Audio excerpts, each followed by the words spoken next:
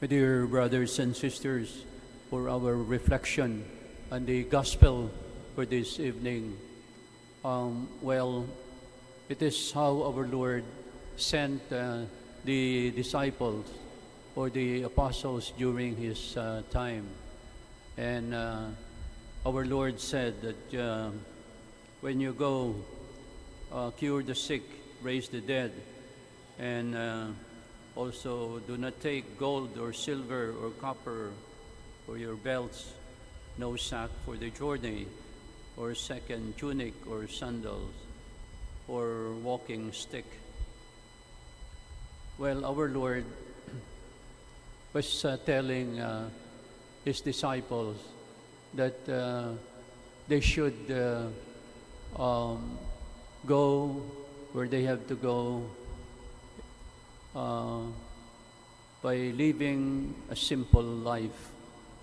At ito po ay kailangan dahil they have to go from one town to the other in order to teach people and tell them about the our Lord Jesus Christ who came into the world. So ito pong mga apostol ay yung missionaries during the time of our Lord. At saka alam ninyo, my dear brothers and sisters, yung mga pamilya nila doon o kung may mga asawa man yung mga apostles and well, we would call them missionaries already nowadays. And in order to be able to reach out to people more. And that's also the reason why later on, you know, we have this being a priests to be celibate. Ibig sabihin ay the priests, well, and also of course the sisters, dito po si sister, ay they're supposed to live a life of celibacy.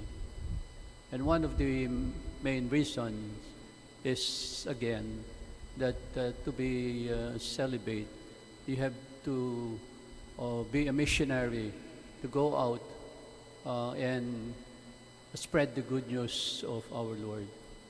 Kaya ganyan din kami mga missionaries. Hindi ho kami, we are supposed to have a lighter work of going around. For example, there are some we are sent to the other countries as a missionary, or even we are from one parish to the other, and that is what we do. We exchange from one parish to the other. So, medyo sagabal kasi kung may full-time ang mga pare, yun ang kanilang gawin. That's the reason. Well, my dear brothers and sisters, I would like to let you know also, and this is very important, that lay people are also apostles. Lay people who are married or single. So kayo po no nandito at yung mga lay people are also apostles. So we can, for example, do, even if you are married already, that you are also expected by the Lord to also do something that is related to the church, and therefore you are working as a missionary or or as an apostle. So halimbawa po mga kapatid, there are some who work in the church to give their service. And then there are also those who have time in order to help different organizations, religious organizations. Alam niyo po, mayroong kung kilala ng mga high-ranking official, and he was taking care of this in the afternoon to have this Life in the Spirit seminar. So ito mga lay people ang ang gumagawa nitong mga ito. At ang nangyayari din sa akin ay say the mass. So meron din yung mga marriage encounter, yung mga ganon. And there are also those who are some people in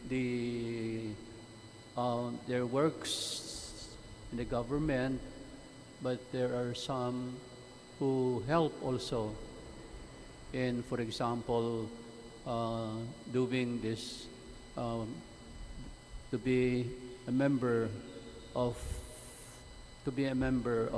this work in the church, like the lay ministers. So dito makikita natin itong ginagawa natin ay that we are also missionaries, we are so priests and lay ministers. At ang mga iba pa, they are very helpful. For example, I had a doctora who said, "Father, I'm going to help your seminarians," sabi niya sa akin. At he was retired, and later on she invited me to her house. At sabi niya, "Father, my life is short, so I'm giving you this," sabi niya, "for your seminarians money." And then sabi niya, "Father, pag ako ay mamatay na, ay i-donate ko rin itong kabaong," sabi niya, kasi funded siya. It would be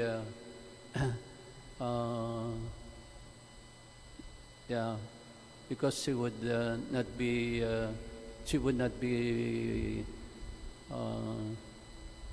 buried with this kabaong. Kaya sabi ko, ay doktora, hindi ko yata kailangan pa ang kabaong, sabi ko. And sabi niya, "Well, Father, pwedeng dalhin mo na lang dito sa inyong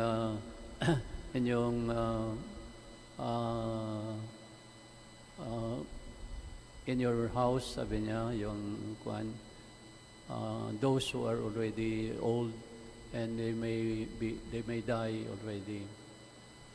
So, my dear brothers and sisters, there are many ways and means of being a missionary, of being an apostle, of doing our duties as apostles, as our Lord says in today's gospel. So, sana po maging apostol tayo, and remember that we are also missionaries. That when we come before the Lord, ano ba ang nagawa natin para sa simbahan, para sa mission, ng ating simbahan. So as I would like to end with the words of spiritual writer John Donne. Sabi niya, I shall pass this way but once. Any good that I can do or any kindness that I can show, let me do it now. Let me not neglect nor defer it, for I shall not pass this way again. Amen.